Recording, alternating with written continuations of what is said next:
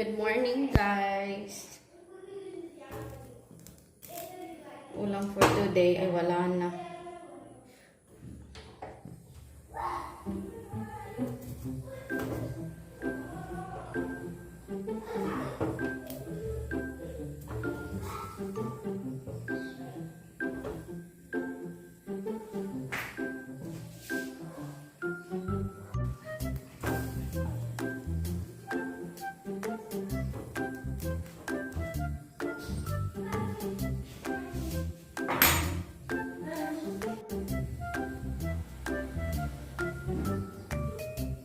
Yung chicken naman, guys, ay pang kay Ayush to.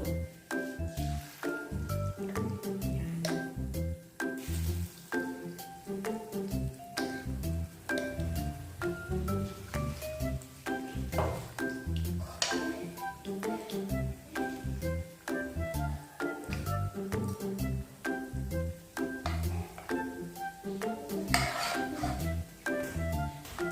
Pang-almusal niya, tsaka pang mamaya after school.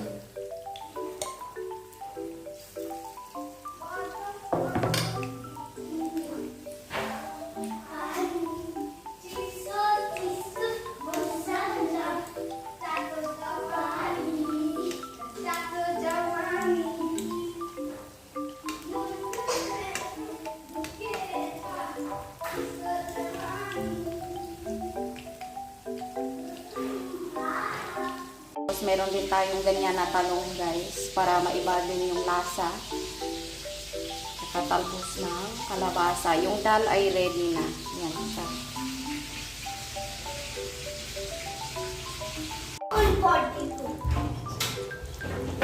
Labi yung... So, ayan na siya, guys. Ayaw daw ni Ayush ng dal. Yung chicken niya. Balik ka. Full day niya na yan.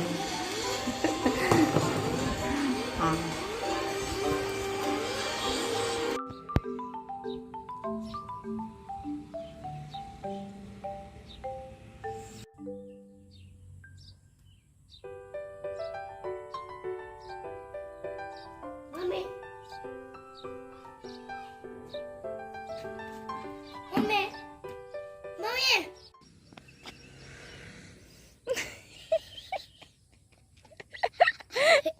Very nice. Okay, do it again. Naririnig nyo, guys. Nagwi-whistle siya. Hungaw kaayo ang whistle ni Ayush. Ouch! Ay, huwag. Okay, pampi sana. Walang baby dyan. Si Baku. What? Tia? What, Tia? Janela. Hindi ka pwede. Not with Ama also. And Subak. No. And Migam. No. And Pati. No. And Boyni. I told you not with anybody. And with Boyni. I said no. Biralo, Ayush. May puting pusa doon, guys. Oh. Maganda yung pusang yun. Kaso magaling magnakaw ng ulam. Pag hindi nasarado yung bintana namin sa kusina, pasok agad yan sa gabi. Saktong pasundo ako kay Ayush, guys. Bagsak naman yung ulan. Uy, ang damit ng ama sa labas. Ay, talaga naman. Eh, kung masusundo si Ayush sa school. 2:30 na eh. Ito na lang akong sundo kay Ayush, guys. Tingnan nyo, ang tingkad ng araw. Bumagsak lang siya kanina. Talagang hindi niya lang ako pinapunta sa school ni Ayush. Nakakaloka.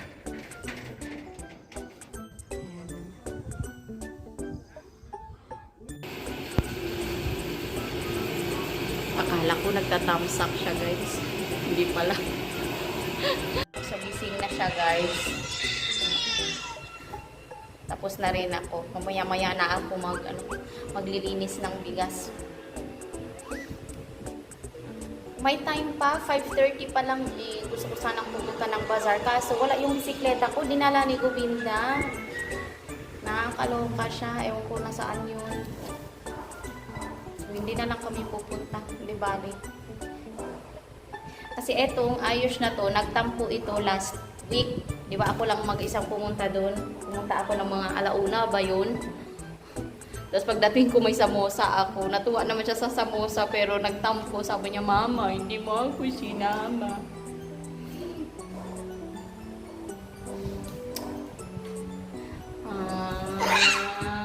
Wala kasing dal na. Uy. Bukas na naman.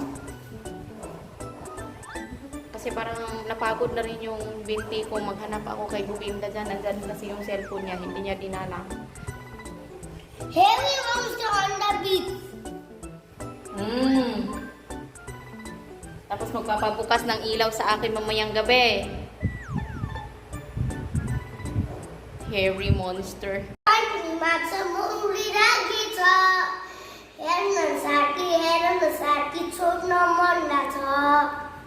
What does it mean? Munguha na lamang muna kaming dalawa ni Ayush guys ng you know na.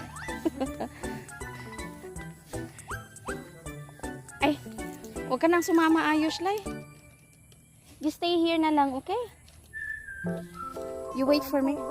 Auntie ko? Ah, okay, you go. Kasi maiksi pala yung short niya. Nakalimutan ko, guys. Naka-boxers lang. Ayan, no.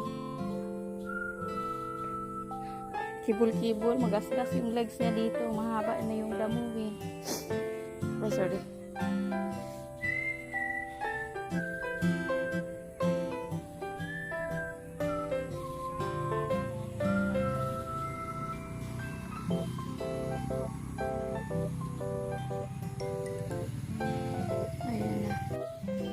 Ito kasi guys, oh, pampakain kasi ito ng kambing. Yan. Eh, hinahayaan namin humaba kasi ngayong ano, hindi kami nagtanim ng damo, diba? Nakakasipon din itong mainit. Yung ulan, tapos iinit ng sobra. Grabe yung singaw ng lupa. Naalala niyo last time, dito sila nag-alay para sa dun sa dasal ng sawa. Excuse me. Ayan o. Hinayang ako sa mga pera guys. Ang bilis pa lang masira ng pera. Isang linggo lang o.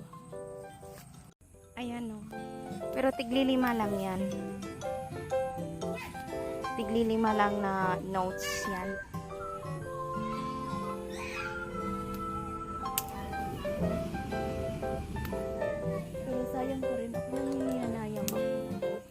Tumulong na si Ayush maglinis ng isda, guys.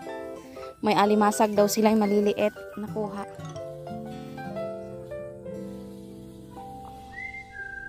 Tok niyo ay Ayush. Wala na daw palang tok niyo is baka masipit ba makagat.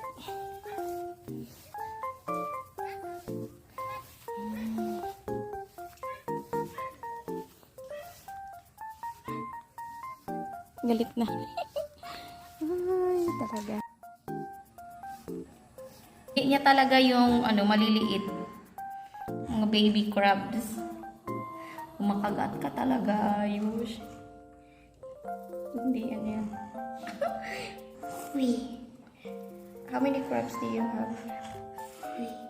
3? Let me see. Ay, naku, ang basa-basa na.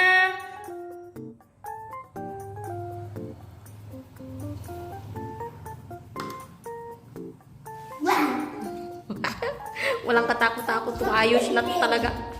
Ako ayoko humawak nga niyan. Put it back here. I want to see you smoking. Dad, we will see how you will cut it.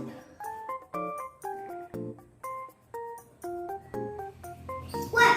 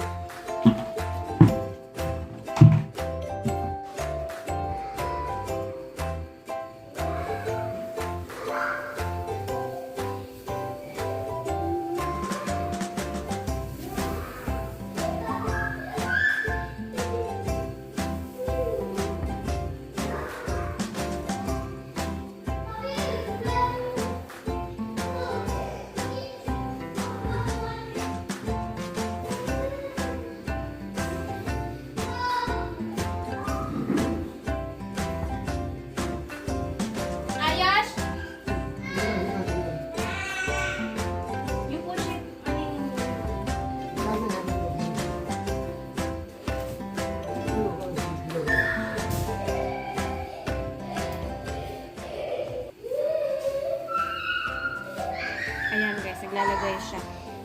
Gusto kasi magiging dragon pa muna yung tao, Mimi. So,